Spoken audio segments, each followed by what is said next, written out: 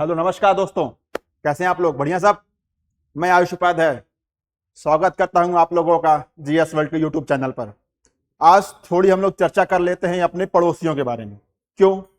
क्योंकि पड़ोसी जितने भी हैं अपने भारत के, पाकिस्तान हो गए, चाइना हो गए, दोनों लोगों ने विरोध दर्ज करवाया है। और अगर पड़ोसी अगर किसी चीज को लेकर विरोध दर्ज कराए, इसका मतलब अपना देश भारत ने कोई महान कार्य किया है। ठीक है, जियो पॉलिटिक्स में ऐसी कूटनीति चली है भारत ने कि चाइना पाकिस्तान को, दोनों लोगों को विरोध दर्ज कराना पड़ा है। ठीक है, उसमें जापान का क्या एंगल है? ठीक है ना, क्योंकि जापान की मीटिंग तो हम लोगों की 1 जुलाई से 3 जुलाई को हो चुकी थी, 2 पक्षीय वार्ता हो चुकी थी। उसको लेकर अभी क्यों इतना विरोध हो रहा है? दिल्ली घोषणा पत्र में ऐसा कौन सी बातें कर दी गई थी कि चाइना को भी लग गई और पाकिस्तान को लगनी ही लगनी थी, उसकी तो आदत लगने की। तो आइए हम लोग अपना लेक्चर शुरू करते हैं और थोड़ा सा हम लोग इसमें बदलती जियो पॉलिटिक्स को भी देखेंगे। ठीक है ना, और थोड़ा पाकिस्तान में हो रही घमासान, बलूचिस्तान को लेकर जो मुद्दा चल रहा है उसके बारे में थोड़ी सी चर्चा कर लेंगे। उनको ज्यादा अटेंशन देने की जरूरत नहीं है, इसलिए मैंने उनको बस 2 मिनट का समय दिया है इसमें। चलिए आइए हम लोग लेक्चर शुरू करते हैं। देखिए न्यूज क्या है। न्यूज ये है कि भारत जापान के द्वारा जो दिल्ली घोषणा पत्र निकाला गया था, उसमें पाकिस्तान को लेकर एक कड़ी बात कर दी गई है कि उसमें आतंकवाद को लेकर सीधे पाकिस्तान को टारगेट कर दिया गया है। ठीक है ना, और वो बात क्या थी ये देखिए जो आपको मीटिंग हुई थी 1 से 2 जुलाई के बीच में, उस समय की फोटो है। जापानी प्रधानमंत्री और भारत देश के प्रधानमंत्री दोनों मिलकर बातचीत किए हैं। देखिए उसमें क्या हुआ कि आतंकवाद को लेकर दिल्ली घोषणा पत्र में सीधे पाकिस्तान को टारगेट कर दिया गया। बहुत ही रेयर और रेयरेस्ट देखा जाता है कि किसी 2 पक्षीय वार्ता में अगर कोई डिक्लेरेशन निकल रहा है उसमें टारगेट कोई एक कंट्री हो जाए। ठीक है ना, बहुत रेयर होता। इसमें जापान जैसा न्यूट्रल देश भी इसको किया, इसका मतलब कुछ जियोपॉलिटिक्स बदली है। उसके बारे में हम लोग अभी आगे चर्चा करेंगे, जापान ने ऐसा क्यों किया है। ठीक है ना, और इसी को लेकर चाइना ने भी विरोध जताया है। अच्छा ये बताइए, नाम पाकिस्तान का आया, विरोध आतंकवाद का हुआ, तो इसमें पाकिस्तान को तो विरोध करना ही करना है, उसका नाम आ गया, उसकी तो आदत है विरोध करने की, वो आतंकवाद को पनाह देता है। लेकिन चाइना इसमें क्यों इतना फंस गया? चाइना को विरोध करने की क्या जरूरत थी? उनके मंत्रालय का, उनका तो ऑफिशियल बयान आया है कि किसी भी 2 पक्षीय वार्ता में जो दिल्ली डिक्लेरेशन हुआ है उसमें से किसी तीसरे देश को टारगेट नहीं किया जा सकता। ये वहां का बयान है चाइना का। देखिए चाइना कभी भी पाकिस्तान का हितैषी नहीं है, और विदेश नीति का एक फॉर्मूला है।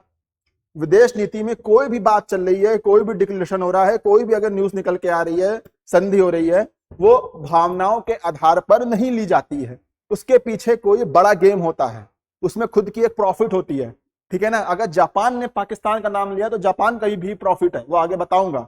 लेकिन इस समय देखते हैं कि चाइना क्यों विरोध कर रहा है, क्यों? देखिए उसका उत्तर आप दिखाते हैं आपको। ये है पूरा मैप। देखिए ये है चाइना और ये है आपका जापान। ठीक है ना, चाइना के 2 दुश्मन है इंडो पैसिफिक में, एक अपना इंडिया और एक जापान। सबसे मजबूत साउथ कोरिया भी है, पर उसको वो उतना मानता नहीं है, क्योंकि जापान और भारत 2 मजबूत उसके दुश्मन हैं जो उसके चारों तरफ, दोनों तरफ हैं। ठीक है ना, जापान को लेके इनका मुद्दा चलता है ये सेंकाकू आइलैंड को लेके। सेंकाकू आइलैंड कहां है? आपका पूर्वी चीन सागर में है, पैसिफिक ओशियन का पार्ट है। ठीक है ना, सेंकाकू आइलैंड, ये एग्जाम में पूछा जा सकता है, ये जापान का है। इसको लेकर दोनों लोग इस पे अपना अधिकार जताते हैं। ठीक है ना, तो चाइना ये देख रहा है कोई बायलैटरल चीज हो रही है, कोई घोषणा पत्र निकल रहा है, उसमें अगर दोनों मिलके, जापान जैसा न्यूट्रल देश में मिलके पाकिस्तान को टारगेट कर रहे हैं, तो उसको एक चीज उसको समझ में आ रही है कि इधर भी जापान अब भारत के साथ ज्यादा मिलना चाहता है। अब वो अपनी विदेश नीति बदल रहा है। जो पहले सिर्फ और सिर्फ यूएसए के प्रति समर्पित रहता था, अब वो भारत के प्रति समर्पित हो रहा है। तो उसको ये आपका जो क्या बोलते हैं, इसको इंडो पैसिफिक क्षेत्र को उसको बचाना चाहता है, यहां मजबूत रिश्ता बनाना चाहता है जापान। चाइना को ये लग गया, इसी वजह से चाइना इसका विरोध कर रहा है और कुछ नहीं है। ठीक है ना, क्योंकि वो जापान को मजबूत होते नहीं देखना चाहता। उसको पता है इनके पास है तकनीक, इनके पास है बाजार, इनके है ना, और इनको है, भारत को है जरूरत, भारत के पास है लेबर, भारत के पास है रॉ मटेरियल, इनके पास है तकनीक। दोनों तकनीक ट्रांसफर करके इंडो पैसिफिक में मजबूत अपना हिस्सेदारी अपना जमाएंगे, अपना बढ़िया उसको सेफ रखेंगे। इनका सेंकाकू आइलैंड को फिर मुद्दा इनका गरम जो हो रहा है, इसको लेके जापान का अधिकार ज्यादा होगा। ठीक है ना, ये इसको डर लग रहा है चाइना को, और कुछ नहीं। चाइना पाकिस्तान के कंधे पर बंदूक रखकर अपना उल्लू सीधा करना चाहता है, और कुछ नहीं है, ठीक है ना। ये चीज है कि जापान को वो मजबूत नहीं होते देखना चाहता, अपने दोनों दुश्मनों को साथ में आके मिलके इतना मजबूती से वो देखना नहीं चाहता। ये मेन है चाइना का, इसलिए वो विरोध कर रहा है, ठीक है ना, और कोई कारण नहीं है। देखिए क्या क्या बात हुई है उसमें। जो बायलैटरल हुआ है घोषणा पत्र में, ठिकानों खात्मा करने की बात की गई आतंकवादियों की, ठीक है ना, फंडिंग नेटवर्क की बात की गई है, इसमें प्रॉपर FATF की बात की गई है। FATF को टारगेट किया गया है कि FATF को सही से काम करना चाहिए, ठीक है ना। इनको FATF क्या करता है, देखिए FATF का फुल फॉर्म है फाइनेंशियल एक्शन टास्क फोर्स, ठीक है। प्रीलिम्स के देखे रहिए। ये बनना कब था, 1989 में बना था, ठीक है ना। इसका हेडक्वार्टर कहाँ है, इसका हेडक्वार्टर है पेरिस में, ओके। ये करता क्या है, मनी लॉन्ड्रिंग के खिलाफ एक्शन लेता है, आतंकवाद के वित्त पोषण के खिलाफ एक्शन लेता है, ठीक है ना। आप एक सुने होंगे list, grey list, white list, black list, ठीक है ना। वो निकालता कौन है, FATF निकालता है। और आए दिन पाकिस्तान ग्रे लिस्ट में जाता है, बाहर आता है, जाता है, बाहर आता है। इस समय वो USA का पिछलग्गू बना है, तो इसलिए वो FATF से बाहर है, इसलिए वो ग्रे लिस्ट से बाहर है इस समय, ठीक है ना। तो FATF से ये आपके FATF से क्वेश्चन बनता है, इसको आप ध्यान रखिएगा प्रीलिम्स में, ठीक है। देखिए फिर पाकिस्तान ने राजनयिक विरोध दर्ज कराया है, ठीक है ना। वहां के उनके विदेश मंत्रालय के प्रवक्ता ने इस पे विरोध जताया है, ठीक है ना, और कहा है कि पक्षपातपूर्ण होने का दावा लगाया है जापान के ऊपर। जापान के एम्बेसी में जाके पक्षपातपूर्ण होने का दावा किया है। ये पाकिस्तान तो करेगा, लेकिन चाइना क्यों कर रहा था वो महत्वपूर्ण है वो जानना, क्योंकि वो जियोपॉलिटिक्स बदलते वो देख रहा है चाइना। पाकिस्तान की तो आदत है, पाकिस्तान आतंकवाद को पनाह देता है। दिल्ली घोषणा पत्र में आतंकवाद के खिलाफ बात हुई थी, पर पाकिस्तान उसको अपने पर्सनल लेकर उसको विरोध जता रहा है, जो उसकी आदत है, ठीक है ना। ये उनके विदेश मंत्री के प्रवक्ता, विदेश मंत्रालय प्रवक्ता का बयान है, राजदूत ताहिर अंद्राबी का, ठीक है ना। जब भी भारत किसी बड़े देश के साथ द्विपक्षीय बातचीत करता है, वह हमेशा अपने संयुक्त बयानों में पाकिस्तान के खिलाफ, उनका यह टारगेट है कि हमेशा पाकिस्तान को ले आता है द्विपक्षीय वार्ता में, जो उनको लग रहा है गलत है, ठीक है। ये उनका बयान है। भारत का भी पलटवार आया, उसने बोला कि भारतीय विदेश मंत्रालय के प्रवक्ता कौन है, रणधीर जायसवाल, उन्होंने इसका विरोध जताया है। कहा है कि इसमें ये हम लोग का बायलैटरल है, द्विपक्षीय मामला है, इसमें पाकिस्तान क्यों इसमें इंटरफेयर कर रहा है। हम लोग आतंकवाद के खिलाफ बोले हैं, पाकिस्तान उसको पर्सनल क्यों ले रहा है। बस ये कहने का मतलब भारत ने विरोध दर्ज कराया है। भारत ने नो लोकस स्टैंडी की बात की है, मतलब कि ये एक विदेश मंत्रालय के द्वारा ये वर्ड यूज किया गया है। नो लोकस स्टैंडी मतलब होता है कि इसमें आपका कोई अधिकार नहीं है। पाकिस्तान से बोल रहे हैं कि हम लोग का बायलैटरल चीज है, इसमें आपका कोई अधिकार नहीं है, तो इस चीज को बोलते हैं नो लोकस स्टैंडी। आपका कोई इसमें नो लोकस स्टैंडी नहीं है इसका, ठीक है ना। देखिए अब हम लोग देखते हैं कि ये भू राजनीति इतनी बदल क्यों रही, क्योंकि जापान जैसा देश जो कभी USA के प्रति समर्पित होता था, पाकिस्तान का नाम आज तक उसने कभी लिया ही नहीं था किसी मंच से, वो क्यों ऐसा किया है। देखिए इसके पीछे मेन कारण है USA में कौन बैठे हैं, ट्रंप महोदय, ठीक है ना। अभी ट्रंप महोदय के द्वारा आए दिन बयान दिया जाता है, उनके जितने एलाई हैं उनको सैनिक समर्थन कौन देता है, USA देता है। और अमेरिका फर्स्ट की नीति की वजह से अब USA चाह रहा है, मतलब कि मेन चीज जो ट्रंप चाह रहे हैं कि जो अपने एलाई को जो वो सेना भेजते हैं, जो वो पैसा भेजते हैं, वो देश वाले खुद अपनी रक्षा करें। अब अमेरिका उनकी मदद नहीं कर सकता, तो वैसे जापान को भी लग रहा है कि अब हमको सोचना पड़ेगा अपने आगे के लिए, हमको अब अपने और भी संबंध मजबूत करने पड़ेंगे। तो वो इंडो पैसिफिक में किधर देखेगा, भारत की तरफ ही देखेगा, क्योंकि उसको चाइना को ही काउंटर करना है। और चाइना को काउंटर करने के लिए भारत से बड़ा, क्या कहते हैं उसको, भारत से बड़ा देश कोई नहीं है जो उनको सुरक्षा प्रदान कर सके, तकनीक के मामले में भी, रॉ मटेरियल्स के मामले में भी, हर चीज के मामले में, ठीक है ना। तो अभी ट्रंप का आई थिंक 2 सप्ताह पहले इनका बयान आया था, बाकायदा इन्होंने जापान का नाम लेके बोला है कि जापान ने भी हमारी मदद नहीं की ईरान में, ठीक है ना, जो हमला कर रहे हैं। तो ये सब बयानों को देख के अब जापान अपनी रुख बदल रहा है, वो नए दोस्त की अपने खोज में निकला है, इसीलिए वो भारत की तरफ वो फैलाए हुआ है, ठीक है ना। ये है मेन इसका जियोपॉलिटिक्स जो बदल रही है, ठीक है ना। और पाकिस्तान का वैश्विक अलगाव भारत चाहता है, जो भारत इसका फायदा उठा के भारत पाकिस्तान का नाम डलवा भी दिया और जापान ने कह भी दिया, ठीक है ना। देखिए भारत जापान के बीच में क्यों जापान इतना इंपॉर्टेंट है, हम लोग क्वाड के मेंबर हैं, ठीक है ना, क्वाड के मेंबर हैं, लेकिन ट्रंप की वजह से क्वाड बंद है, लेकिन हम लोग मेंबर हैं क्वाड के। मेट्रो जो चल रही है वो जापान के सहयोग से तकनीक से, बुलेट ट्रेन जो बन रही है आपका गुजरात में, वो जापान के तकनीक से बन रही है। हम लोग G20 के पार्ट है, हम लोग G7 के पार्ट हैं, और सबसे महत्वपूर्ण हम लोग SCRI के पार्ट हैं, ठीक है ना। SCRI क्या है? सप्लाई चेन रेजिलियंस इनिशिएटिव है, ठीक है ना। ये किसके किसके बीच है? SCRI है भारत, इंडिया, ऑस्ट्रेलिया और जापान के बीच में है, ठीक है ना। इसके द्वारा क्या किया जाता है कि जो जरूरी चीज है उसकी सप्लाई बनी रहे, जैसे आपके इलेक्ट्रॉनिक्स गुड्स हो गई, ठीक है ना, रेयर अर्थ मेटल्स हो गए, यूरेनियम हो गए, कई जो सप्लाई है वो बनी रहे। हम लोग चाइना के ऊपर निर्भर ना रहे सप्लाई चेन के लिए, उसी को तोड़ने के लिए SCRI बनाया गया है। ऑस्ट्रेलिया, इंडिया और जापान, और तीनों आपके इंडो पैसिफिक के हैं देश। ये बहुत महत्वपूर्ण है, इस समय इंडो पैसिफिक पे मजबूती चाइना का को काउंटर करने के लिए ये तीनों देश साथ में आए हैं और सप्लाई चेन के लिए SCRI बना है। ये इंपॉर्टेंट है एग्जाम के लिए, इसको ध्यान रखिएगा, ठीक है। ये पूरा हो गया लेक्चर।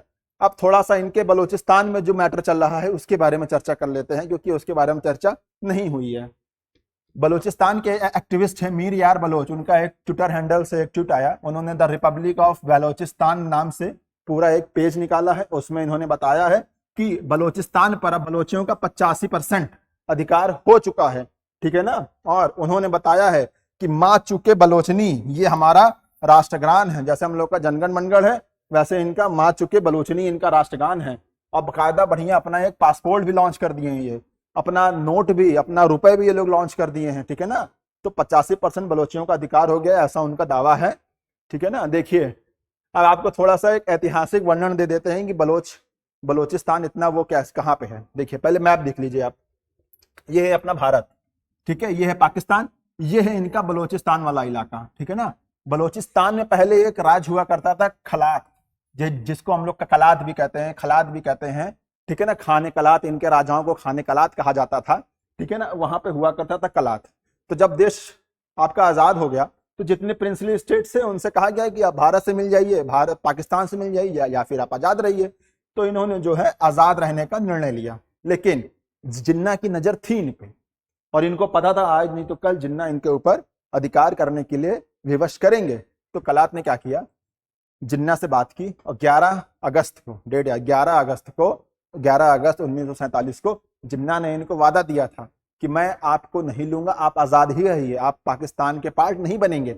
इन्होंने विश्वास कर लिया और अपने संसद में, कलातियों ने अपने संसद में बाकायदा बिल पास किया। अब पाकिस्तान से ना मिलने का बिल पास हो गया, लेकिन बाद में फिर 1 साल बाद जिन्ना ने विश्वासघात करके सेना भेज के इसको अपने अंडर में कर लिया, और आज बलूचिस्तान को अपने पूरे पार्ट में कर लिया, ठीक है। यहां से पाकिस्तान के खिलाफ बलोचियों के अंदर विद्रोह की भावना जन्म ली कि हमसे जबरदस्ती विलय पत्र पर साइन कराया गया, ठीक है ना। फिर उसके बाद विद्रोह का सिलसिला शुरू हुआ। पहला विद्रोह 1948 में प्रिंस अब्दुल करीम के द्वारा, ठीक है ना, अवैध मानकर। फिर इन्होंने एक पॉलिसी लाई, 1 यूनिट पॉलिसी। 1 यूनिट पॉलिसी क्या थी? पाकिस्तान जो आपका पश्चिमी था और पूर्वी पाकिस्तान आज का बांग्लादेश, दोनों को एक करने की पॉलिसी लाई, जिसमें उर्दू भाषा को थोपा गया, ठीक है ना। कोई भी इंसान कहीं से भी चुनाव लड़ सकता है, ओके। सबके स्टडी मटेरियल को समान किया गया, हिस्ट्री से खिलवाड़ किया गया। 1 यूनिट पॉलिसी से फिर बलोचियों को लगा ये तो हमारी अस्मिता से खेल हो रहा है, हमारी बलोची पहचान को खत्म करने की बात हो रही है। पूरे पाकिस्तान का जो पंजाब वाला इलाका, जैसे आपको दिखाऊं मैं, ये देख, ये इनका पंजाब वाला इलाका, यही इनका मेन पाकिस्तान है, ये बलोची है। तो इन लोगों को लगा कि 1 यूनिट पॉलिसी से यहाँ वाले यहाँ आ जाएंगे, हमारे संसाधनों का दोहन होगा, क्योंकि पाकिस्तान में जितने भी संसाधन आप देखते हैं सब इन्हीं बलोचिस्तान के एरिया में ही है। तो बलोचियों को लगा कि इस संसाधन पर तो हमारा अधिकार है, यहाँ पे पाकिस्तान क्यों कर रहा है, क्योंकि इनको तो जबरदस्ती विलय पत्र पे साइन कराया गया था, ठीक है ना। तो इसी से विद्रोह जन्म लिया, जिसको बोलते हैं हम लोग क्या, कहा गया, नौरोज विद्रोह। नौरोज विद्रोह में क्या हुआ था, इसके बाद विद्रोह हुआ, ठीक है ना।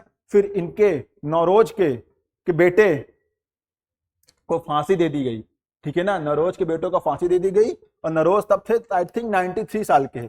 इनका भी फिर 1968 के आसपास इनकी भी मौत हो गई जेल में, ठीक है ना। इनको उम्र कैद की सजा दी गई थी, इनकी भी मौत हो गई। एक मुझे बात याद आ रही है, आपको बता देते हैं, पाकिस्तानी सेना की आप करतूत देखिए। जब यही विद्रोह जब हो रहा था तो ये लोग क्या किए, क्या कहते हैं उसको, चले गए थे पहाड़ी पे लड़ने, गोरिल्ला युद्ध कर रहे थे, गोरिल्ला युद्ध कर रहे थे। तो पाकिस्तानी सेना ने क्या किया, अपने हाथ में पवित्र ग्रंथ कुरान को लेकर कुरान की कसम खा के बोले कि आप लोग नीचे उतर आइए, हम आप लोगों को नहीं मारेंगे। तो बलोची उतर आए भाई की धर्म की बात है, लेकिन पकड़ के उनको मारा गया, बल्कि जेल में बंद किया गया। तो पाकिस्तानी सेना पवित्र ग्रंथ की भी इज्जत नहीं करी। ठीक है ना, एक कहानी मुझे याद आ गई, सोचा आपको मैं बता दूं। फिर उसके बाद 1971 में क्या हुआ, बांग्लादेश बन गया। तो भुट्टो साहब को लगा बलूचिस्तान भी ना बाहर हो जाए, तो इनके ऊपर एक सैनिक कार्रवाई करके 1973 में वहां पे जो लोकल गवर्नमेंट थी उसको बर्खास्त करके राष्ट्रपति शासन लगा दिए। ठीक है ना, फिर यहां से फिर विद्रोह होना शुरू हुआ। फिर 2000 में जाके क्या बना, BLA बना, बलूचिस्तान लिबरेशन आर्मी बनी। ठीक है ना, फिर 2006 में एक अकबर बुगाती वहां के प्रसिद्ध नेता थे। बलोचियों में अकबर बुगाती का बहुत इज्जत है। ठीक है ना, तो अकबर बुगती की मृत्यु के बाद उनको मुशर्रफ ने मार दिया। उसके बाद सारे बलोची में जितनी महिलाएं भी थीं, जितने बच्चे भी थे, सब पाकिस्तान सेना के खिलाफ हो गए। और आज जाकर वही विरोध करते करते, जगह बढ़ाते बढ़ाते 85% बलोचियों ने अपना जगह कवर कर लिया और आज वही आजादी की घोषणा कर दी है वो लोग। ठीक है ना, ये पूरा है खेल, ये है पूरा पाकिस्तान, ये है आपका बांग्लादेश। ठीक है ना, तो ये पूरा इनका बलोचियों का पूरा इतिहास है। आपको मैंने बता दिया है, छोटा वीडियो है, लेकिन यहाँ पे मैं आपको बदलती पॉलिटिक्स के बारे में आज मैं आपको मुझे बताना था कि किस प्रकार से एक ट्रंप की नीति की वजह से जापान ने अपनी पूरी नीति बदली, और एक बयान से एक पाकिस्तान शब्द आने की वजह से चाइना बौखला गया, पाकिस्तान बौखला गया। चाइना को दिख रहा है कि जापान और इंडिया पास आ रहे हैं, उसको इंडो पैसिफिक की चिंता सताने लगी, क्योंकि उसे लगता है कि इंडो पैसिफिक उसका है। लेकिन जापान, ऑस्ट्रेलिया और इंडिया चाहते हैं कि उस पर चाइना का एकाधिकार ना हो। ठीक है ना, और चलते चलते हमने पाकिस्तान में जो हो रही है घरेलू राजनीति बलूचिस्तान, उसके बारे में भी मैंने एक जिक्र कर दिया। तो थैंक यू वेरी मच, आज इतना ही छोटा टॉपिक था। तो मिलते हैं हम लोग परसों, कल संडे है। और thank you very much, this is Ayush पैदय शाइनिंग ऑफ।